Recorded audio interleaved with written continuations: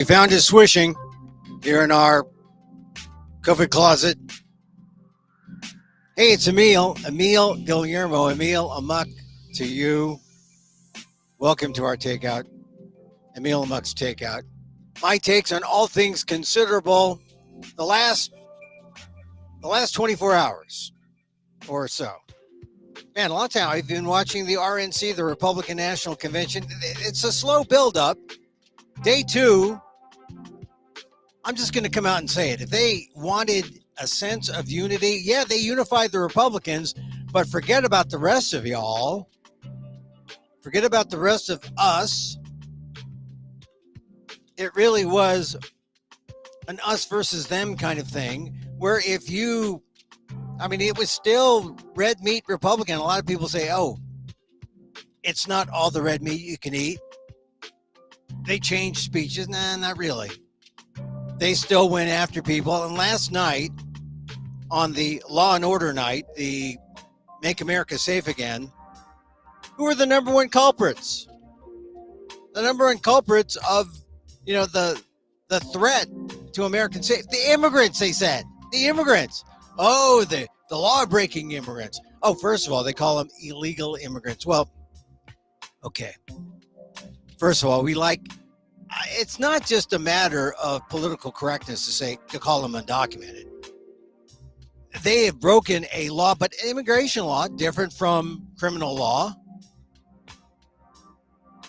It is. I mean, it's a different kind of law, different kind of judge, different sort of system. And they make it synonymous, and that's why they have to make the big leap. All those criminals coming over, they're illegal, they kill, they rape. Oh, look at all these people. And then they mentioned that woman in San Francisco who was shot not too long ago on the Embarcadero by a man who was here, undocumented. But to make it sound like, that's like 90% or 100 or 98% of all the immigrants that come in, it's just a lie.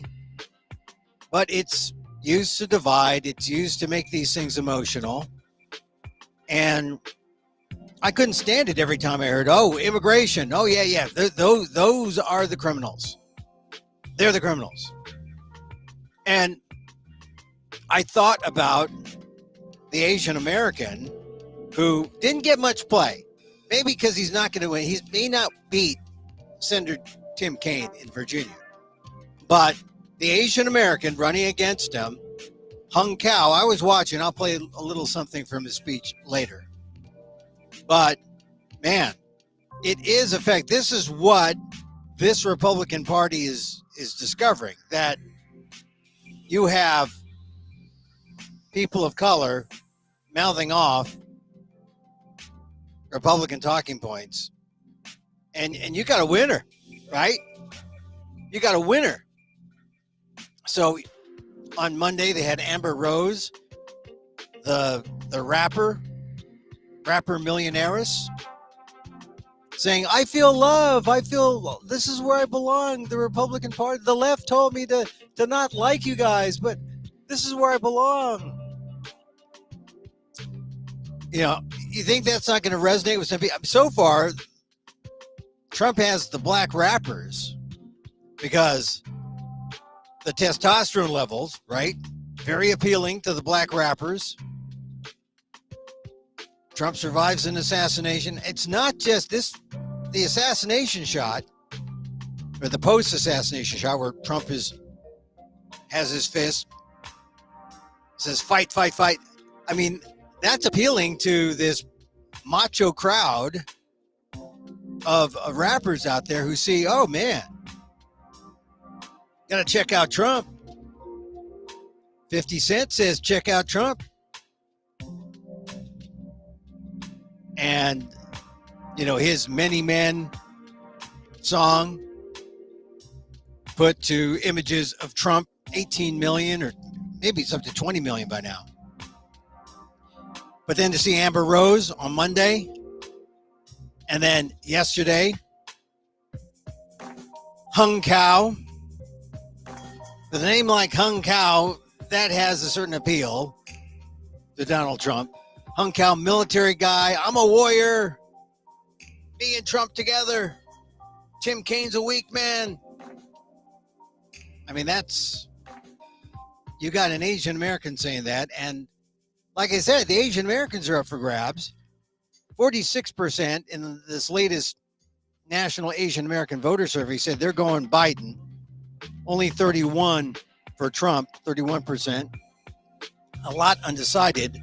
But you think about that, 31 for Trump, they can make up some ground. Predominantly Democrat, but that poll was taken after or before the Biden-Trump debate on June 27th. So who knows where Asian Americans are?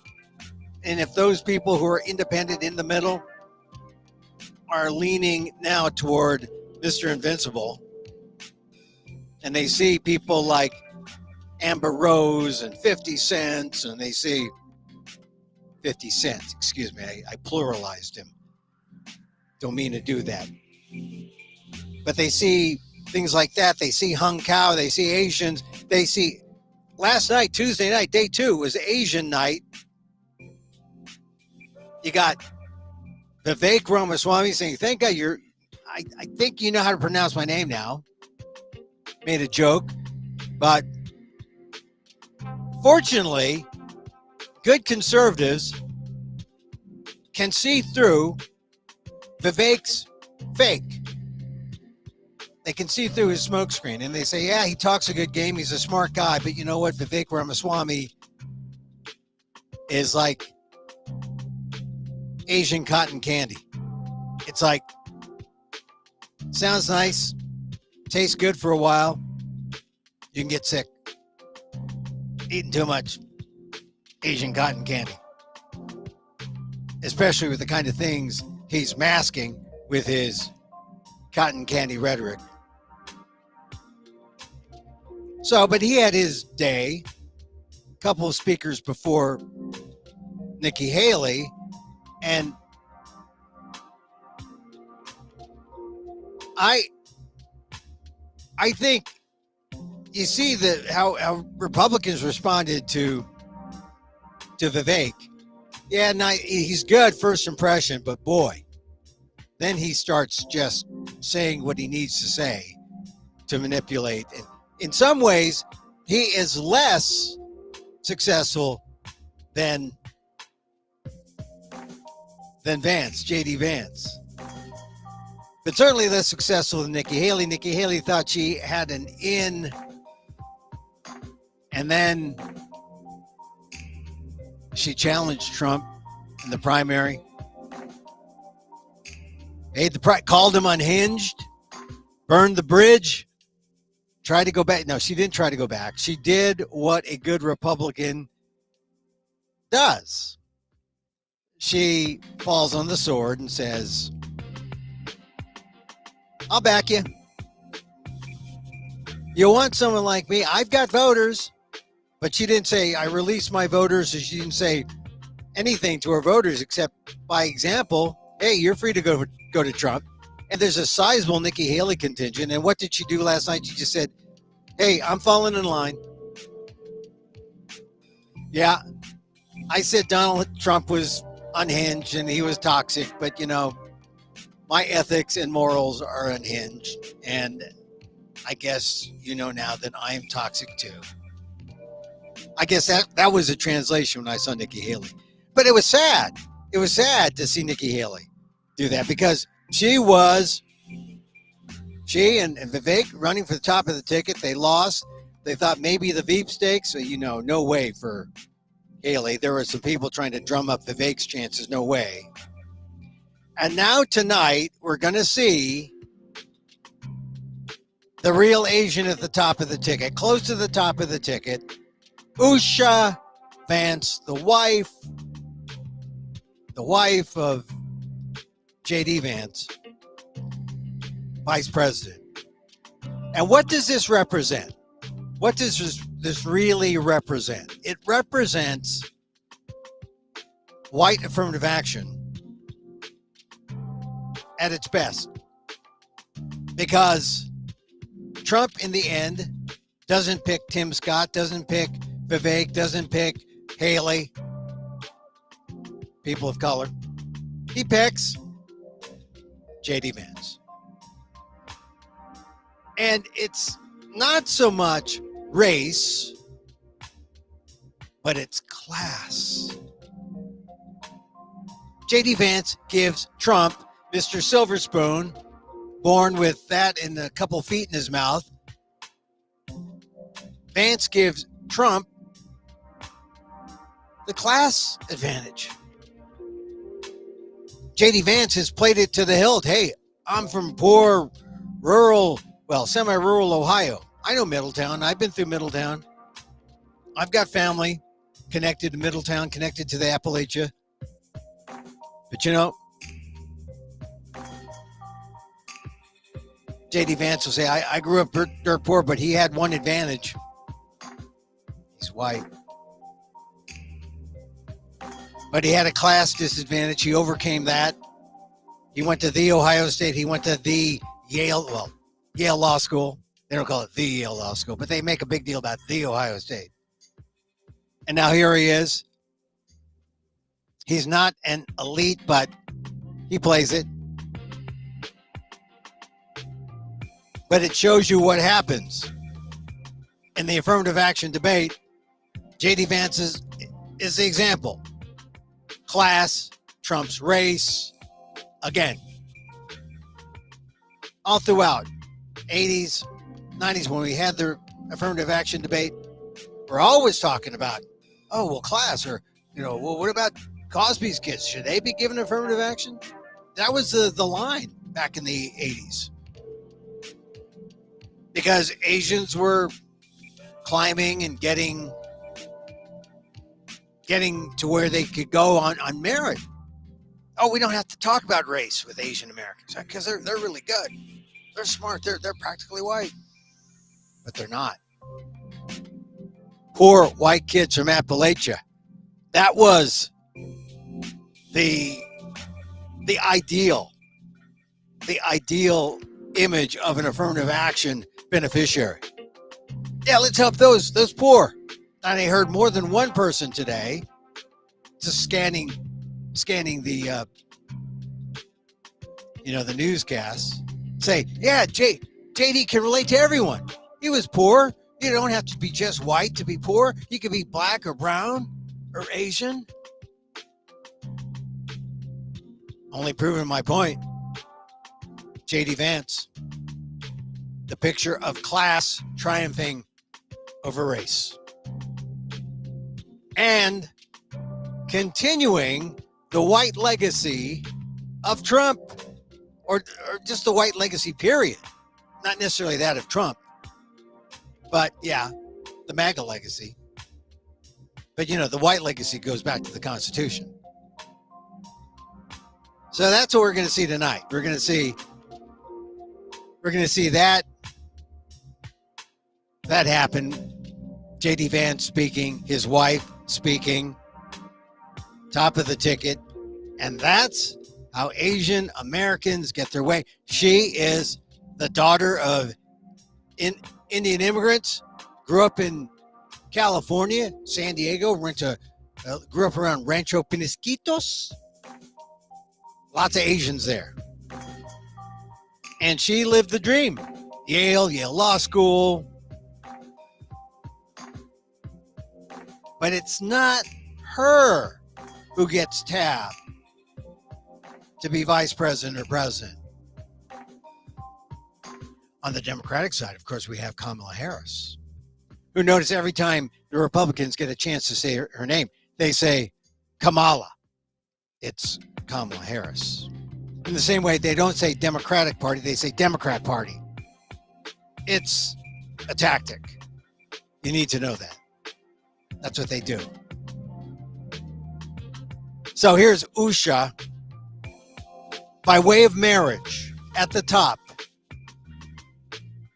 And that is like for a generation or more the way things have been. I mean, it's been hard for men. I mean, people say, oh, but you're men. People know affirmative action, the beneficiaries have been mostly white women.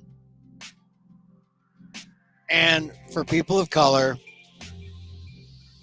I mean, I know this from my old industry when I was in television news. How many how many Asian anchors do you see who are men? No, white females. Lots of theories about that. Are they better? Are they better looking? Are they to the bosses? Maybe. And why? Because if the white men are bosses, they pick people who are less threatening, and it's their wives, their girlfriends, their noted conservative Christopher Hitchens, who I remember talking to in the 80s when I was in Washington. But he made this observation about George Orwell. It's out there on the internet. He says, hey, you know, Orwell was a colonial cop in Burma, and he knows colonialism when in these white exclusive clubs in Burma, you could not have a Burmese man, an Asian man walk through the front door or the back door. An Asian woman married to a member of this exclusive white club, yeah, through the front door. But most of the time it was through the side door and the back door because they came in as concubines or they came in as mistresses. And so we're seeing an extension of that in our American colonialism, the extension of American colonialism. Usha, Vance. Really, the top of our Asian American aspirations, she is introducing her husband, who will be the vice presidential nominee. I'm not saying he's going to be vice president yet. That's still another hill to climb. But that's where we find ourselves. She's the most visible Asian American, Usha Vance. She's married by way of marriage. You know, when Kamala Harris's husband, when he gets called first gentleman, I mean, I'm sure he doesn't mind. I mean, you've got hundreds of years of the white patriarchy. You're going to mind being the first gentleman? The Kamala Harris? Power is power. People grab it. People grab the chance. So I guess that's a good thing for Asian Americans. I guess. I want to be positive about it. I think Usha is smart, clearly smart. Can't say that much about her taste in men, but that's tonight, day 3. You're going to see J.D. Vance give his speech. You're going to see Doug Burgum. You can see why Trump didn't pick Doug Burgum. You're going to see Kellyanne Conway, married to a Filipino, or was. I guess they're divorced. George Conway. Yeah, they're divorced. I don't think they're getting back, but she's speaking. It should be an interesting night because it's all focused on Vance, ultimately. Peter Navarro is getting out of prison today, going to Minnesota. Peter Navarro, who refused to testify, refused to honor a congressional subpoena in the January 6th hearings, sent to jail for 4 months. Just like Steve Bannon. Just like typical of a Trump administrator, Trump aide. And this is one thing that doesn't come out. During Law and Order, does anyone talk about, you know, on Law and Order night, they talked about the immigrants, those immigrants, but they did not talk about Trump's 34 convictions. They didn't talk about, hey, on Law and Order night, a convicted felon is our nominee for president. Didn't talk about that. It's weird. But they talked about all those immigrants, undocumented. They called illegal. They're undocumented.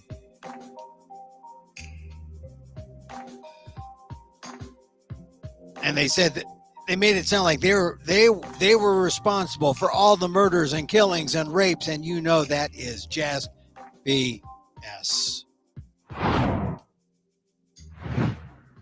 So I so far am disappointed. At my Sunday piece on the Asian American Legal Defense and Education Fund website, I said, hey, there's a chance to unite America. What was I thinking?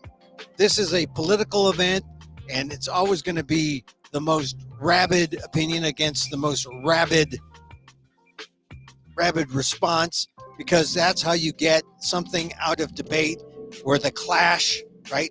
You get the sparks fly, and you forge something new, something you can agree to after the argument, after the debate. You don't stay enemies. You stay engaged, and you realize that the debate was there to forge the best idea because you're on the same team. That doesn't always happen. I mean, the last 10, 15 years, so polarized has our politics been. You can go back to maybe before then, to the 1990. The polarization beginning and growing and evolving to the point where politics is a blood sport, but it shouldn't be. And then the assassination attempt happened on the weekend, and we thought, oh, we're going to end this. We're going to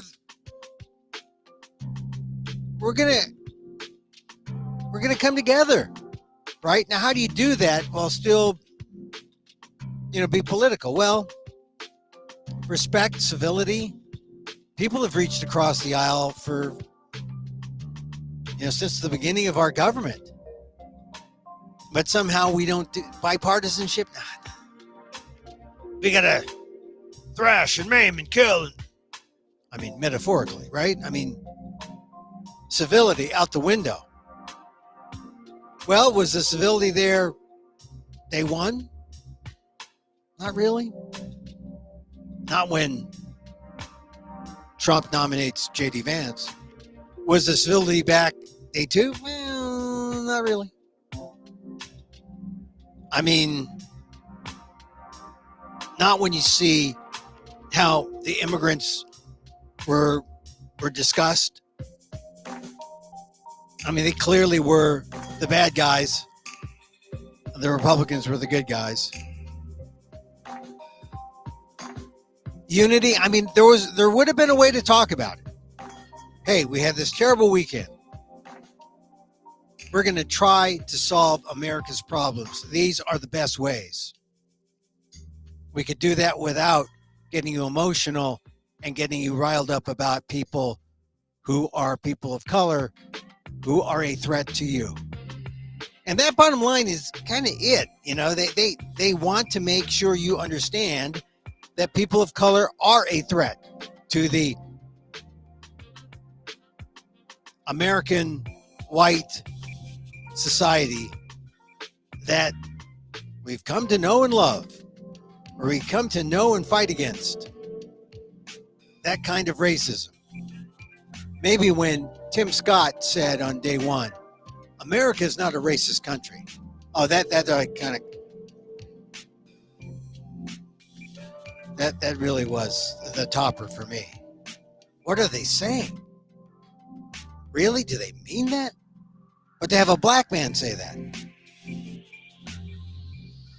And then here on day two, to have Nikki Haley, Ron DeSantis, your biggest opponent, say, oh, Donald Trump is the best. Republican unity, but not American unity. And that really is a problem. All right, a couple more things. Today is a day that Franklin Tao, or actually, this happened on July 11th. It happened last week. But it just started coming out. On Thursday, July 11th, the 10th Circuit Court of Appeals reversed former University of Kansas professor Dr. Franklin Tao, his 2019 convictions of wire fraud and making false statements related to work he did in China. He was charged under the now ended China Initiative, which was really aimed at trying to stop Chinese espionage and research theft, but it generally entrapped innocent people who are working in the sciences in America, coming from mainland China to here, but working here. And what they did to Dr. Feng Tao, also known as Franklin, is criminal. So the program ended in 2022 after civil rights groups went out and fought that. If you Google Feng Tao, T-A-O, and my name, and the Asian American Legal Defense and Education Fund, you'll see what I wrote about his case back in 2022. And so when I heard that, I was just elated, because this is what we have to look forward to. I mean, they are still talking about China as this evil thing. And you know what happens? It's just like with COVID and the Wuhan lab accusations. It spills over and Asian Americans get hurt because people react violently. Political violence is really an extension. I mean, the Stop AAPI hate movement was born as a reaction to the violent reaction to the notion that COVID was started in a Chinese lab, that COVID was the China virus, the Kung flu, as this particular president, former President Donald Trump, claimed on a number of occasions. If words have consequences, we saw them during the pandemic. But we also saw maybe immediately on Saturday when the New York Post printed a version of its story of the assassination and said that the shooter, Thomas Matthew Crooks, was Chinese. They called him a Chinese shooter. Well, actually, they didn't say that Thomas Michael Crooks was Chinese. They said the shooter was Chinese. Later, when the name and pictures were revealed, it was clear Thomas Matthew Crooks was not Chinese. But no formal retraction. That's how much you can... That's how much you can rely on the New York Post. Because you know the New York Post is biased. I just think you see what happened this weekend, and now you begin to see that cooler heads are now understanding what happens. You got the circuit, we got the Court of Appeal, 10th Circuit, reversing the conviction of Dr. Feng Tao. And he's trying to rebuild his life. But you know what happens when they go after Asian American scientists, Chinese. Stop down their research, stop down their way of life. Life becomes unbearable. I mean, you have to wonder about the state of his mental health. I hope he's fine, because it was a long battle. So, cheers to Dr. Tao. Another story I want to share, and this is the AP story. more polls are coming out, more stories are coming out about what is going on with the Biden campaign and what is or isn't being shared with Biden. And every day, new information comes out that says, hey, people don't want you to run. People don't want you to. I mean, the latest NORC poll is really pretty shocking for Biden. Just trying to find the story here now, but we may come to that point where the data is coming out and there may be no hope for Biden. I mean, there's a slim pathway for Biden to win. He's got to win the blue wall, but then he needs one other state because the blue wall isn't enough. There's the defections all over the place. So it's different from 2020.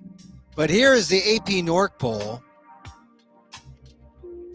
And their lead is nearly 2/3 of Democrats. 2/3. 66 plus, or maybe up to 66. 2/3 of Democrats say President Joe Biden should withdraw from the presidential race and let his party nominate a different candidate, according to a new poll, sharply undercutting his post-debate claim that average Democrats are still with him, even if some big names are turning on him. The survey done by the AP NORC Center for Public Affairs Research, conducted as Biden works to salvage his candidacy 2 weeks after that debate, found that only about 3 in 10 Democrats, 3 in 10 are extremely or very confident that he has the mental capacity to serve effectively. 3 in 10. That's down from 40%. So 30% down from 40. The findings underscore the challenges that the 81-year-old president faces. Meanwhile, Vice President Kamala Harris receives additional scrutiny amid the talk about whether Biden should bow out. The poll found that her favorability rating is similar to his, but the share of Americans who have an unfavorable opinion of her is slightly lower. So they're both not doing so great. In fact, I saw another poll, which isn't a public poll like this one. I think it was publicly or privately commissioned. It said that you put any Democrat out there, like Mark Kelly of Arizona, like Gretchen Whitmer of Michigan, like the governor of Wes Moore of Maryland, they'd all do better than Kamala. I've seen that variations of that poll differ, but it really is making it harder to say, yeah, Joe, we trust you, go to it. Biden, in the meantime, putting himself out in a number of different places in interviews, and he's struggling. He doesn't always get the words right. He doesn't always have the best answer. Of course, we must remember that a debate is not the way under which you conduct yourself as president. You usually conduct yourself as president in the way that there was another story out today that said that moderate Democrats had a phone call with Biden on Saturday. And the phone call was to say, hey, look, you're dropping, you're falling. Here's some data. It says you're losing. You should get out. And Biden, this is how Biden acts as president. He told them, hey, you're free to leave. He yelled at one, Jason Crow, very strong, moderate, former Army Ranger. And then there was another Wisconsin Democrat, who said, I have some private polling here. It looks like you're losing these down ballot races like mine. And the president said, hey, I'm gonna send you some talking points. Like, he's not taking it seriously. And I'm just afraid that he needs to be convinced. And he needs an intervention. I think everyone wanted to give him space, but now it just seems like after a very successful few days, and no doubt it's going to continue to be successful for Republicans. You know, after this RNC, the Democrats have to have a real plan. And if they don't have a real plan, I know, I was telling my friends, I'm starting to feel like the high school kid who was backing George McGovern against Nixon in 1972, when the only state that McGovern won was Massachusetts. It was a landslide for Nixon. So if you think that Trump is bad, how do you think Americans felt in 72, American Democrats, when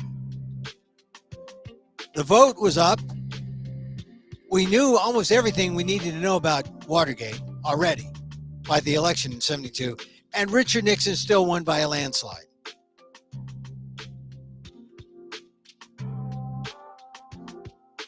Some people fear it could happen again against Trump if Biden stays in there. Like I said, I've gone back and forth. Regular listeners of this show know I have gone back and forth. But, you know, with more data that comes out, I'm thinking President Biden should adhere to what he's saying, or what he said in the past. Well, if I see polls that say I can't win, well, the polls aren't saying he can't win. So he's like kind of leaving himself some wiggle room. But the polls are saying it's very difficult. And a lot of people who like Biden, not like to the nth degree, but just maybe to the 0.5 or 0.6 degree, they're saying, hey, let's not risk this. But he's hanging in there. He's hanging in there. And I don't know how this ends, but the Democrats will have to come back next week after this RNC is over. They're going to have to come back next week, because if they fall further behind in the polls, they will need something special to jump up their number, to change the equation. Right now, the RNC has the assassination. They have the assassination attempt. They have the convention. They have the debate. They have all these things coming together. Donald Trump, lucky man. Numbers are probably going to go through the roof next week. And maybe at that point, Joe Biden decides. That's it for me.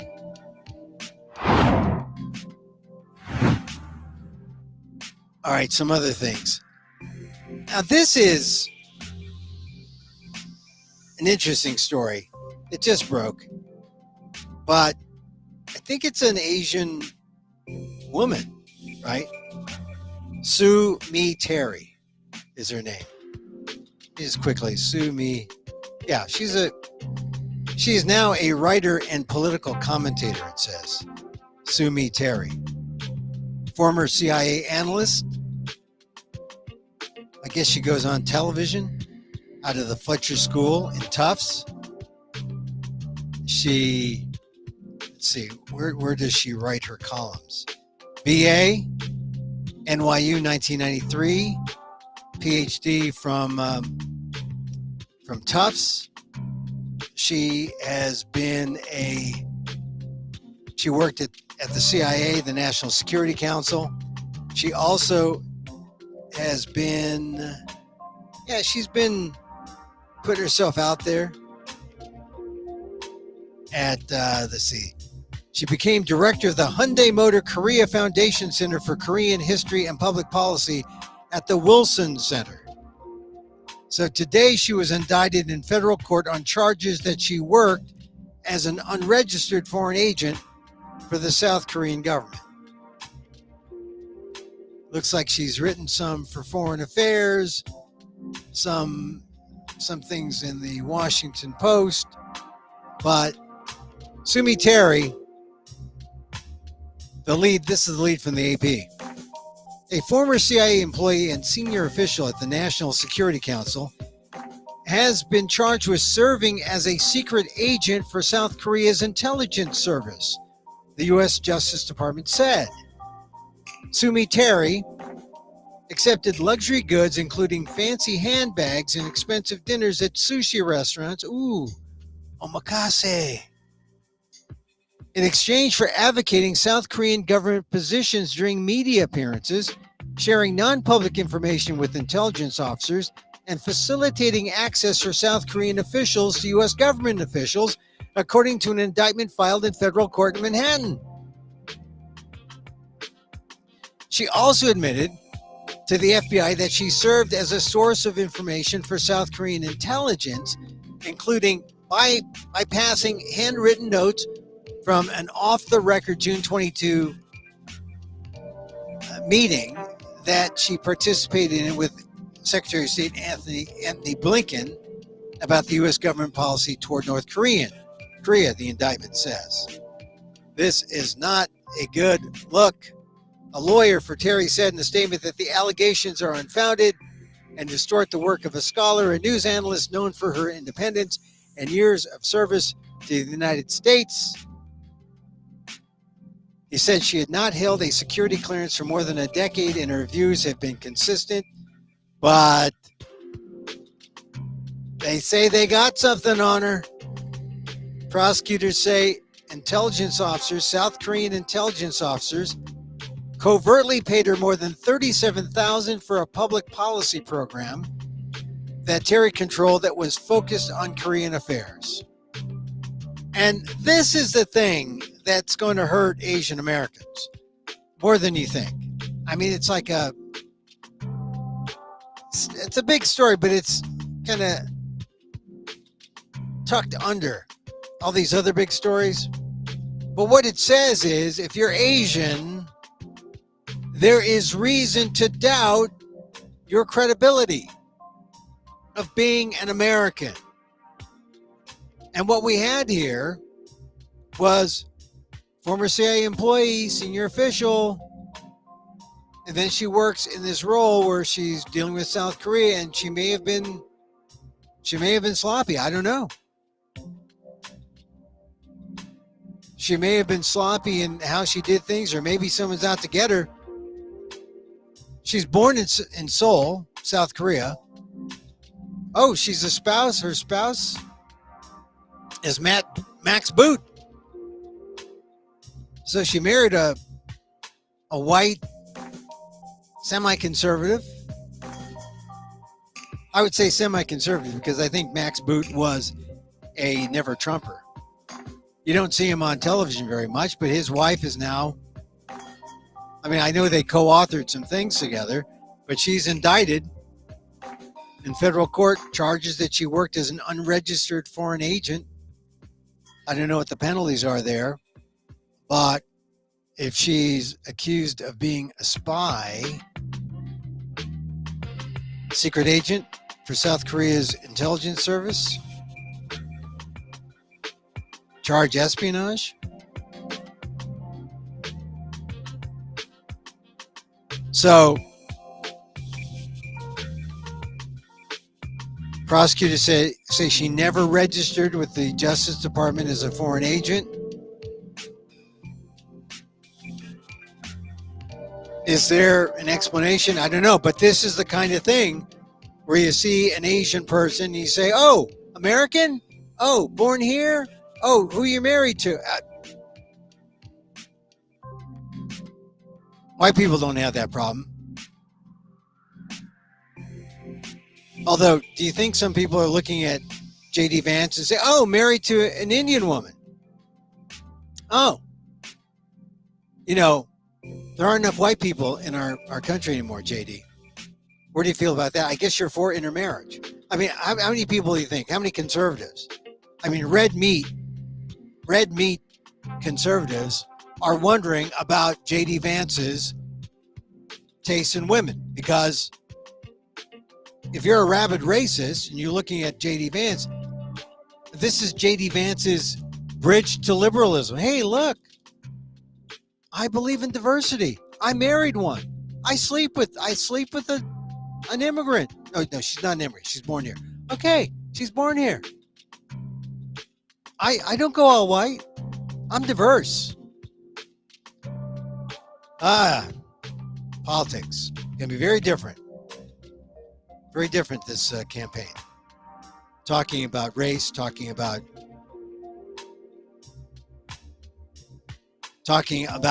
well, you know, the right wants identity politics out. You're just an American. But it's going to be increasingly difficult for people to talk about diversity. It just is. It's going to be difficult. I mean, already, people want to get rid of, DEI. It's going to be tough navigating.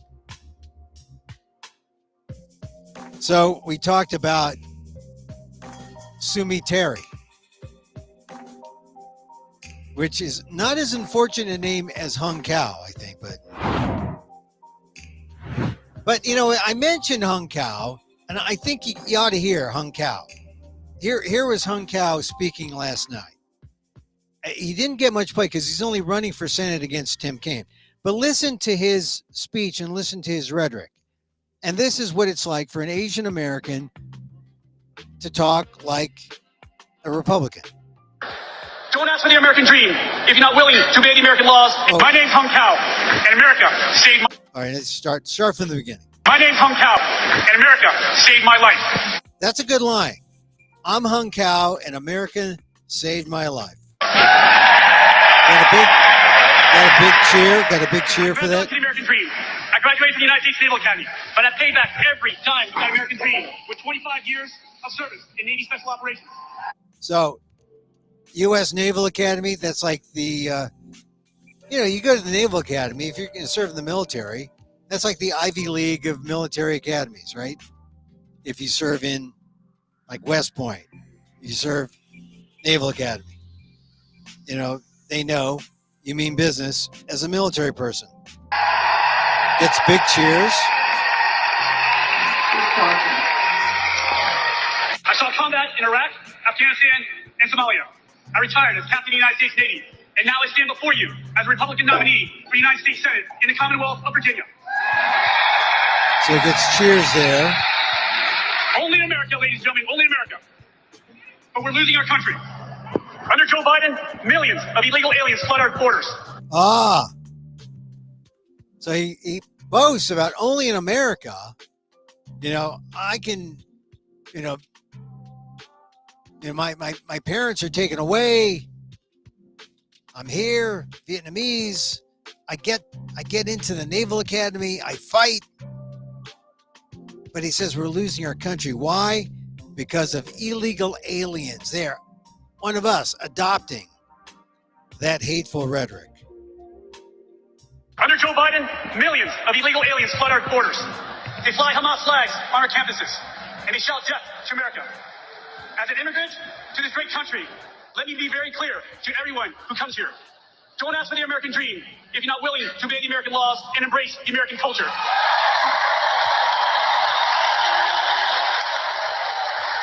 Wow. Because I did. So there's a guy saying, hey, I was in line. I followed all the laws. You got to follow the laws too, which has a kind of, there's a logic there too. But some people aren't as lucky. Some people have to flee if it's asylum. Some people take the opportunity they can to get here, but they're not lawbreakers, rule breakers. Immigration laws different from criminal laws. But when you hear them say millions of illegal aliens cluttered our borders, they fly Hamas flags on campuses. I mean, there's a brainwashed Asian American. I mean, what can you say?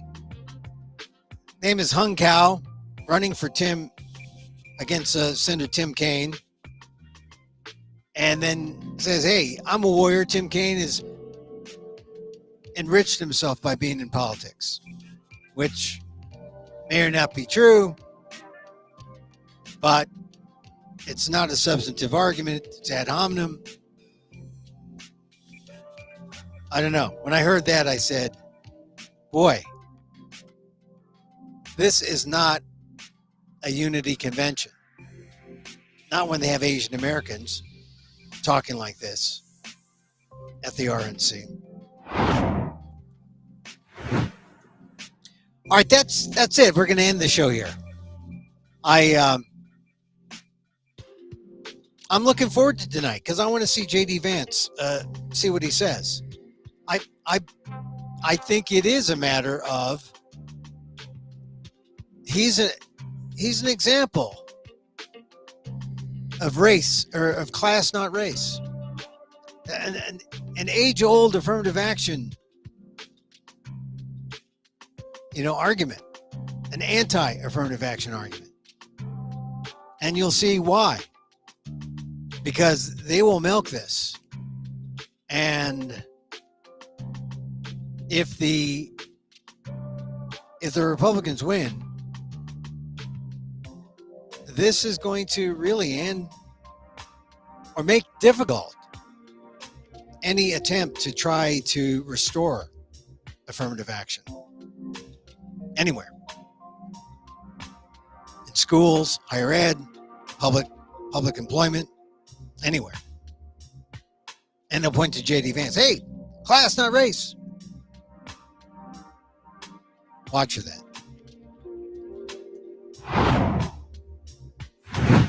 All right, that's it. Look for more columns of mine on the Asian American Legal Defense and Education Fund blog, ALDEF, AALDEF.org/blog. Emil Guillermo here. We look at the news Monday through Friday, usually come up 2 p.m. Pacific live, talk about it. And tonight, we're going to see JD Vance, and then Thursday, Trump. So they've sliced this out rather nicely, the RNC. I was wondering how this was going to affect them, but they're playing it the way it should be played. The RNC, the convention, is a TV show. You don't have to be there if you're not in the show. I mean, you can see people, you can talk, and but I've been to I've been live or watched almost every convention, Republican and Democrat, since like 1980. And this is different. We're here more to see if Donald Trump if he's breathing, right? And tomorrow, on Thursday, it'll be interesting because we'll see if he really has changed. I think Vance is the bad cop. Trump is the good cop. That's how it's going to work out. Let's see. Let's see if I'm right. Let's see. All right, what else? That's it. Hey, Emil Guillermo here. Check us out on YouTube at EmilAmok1, on Facebook, fb.com/EmilGuillermo.media or Emil Guillermo, on X at Emil Amok, EMILAMOK. I don't go on Instagram with this show. It's a little harder, but I'm on it on Facebook. Hey, a lot of people say that I just had a Biden moment. Now let's just see. Let's see how it goes tonight. Back in tomorrow. I like to close with a little meditation. Meditation has helped me. Meditation has helped me. Can't say enough for meditation. Slowed me down. Made me more self-aware. For example, I know I'm standing in front of a gong right now. I'm just self-aware. What can I say?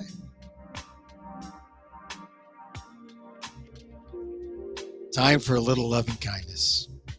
A little loving kindness meditation. I'm telling you, meditation is going to help me get through. If we have to go through 4 years of Trump again, I'm just going to breathe. Breathe more. Don't forget to breathe. And do nothing. We can handle it. And that's what we're going to have to say. We can handle it. We handled it last time. What's it going to do? Enforce another travel ban? All right. And so, as I wish for me, I wish for you. May you be safe. May you be happy. May you be healthy. And may you live with ease. Emil Guillermo here. Till next time. Emil Amok says, Mahal Kita.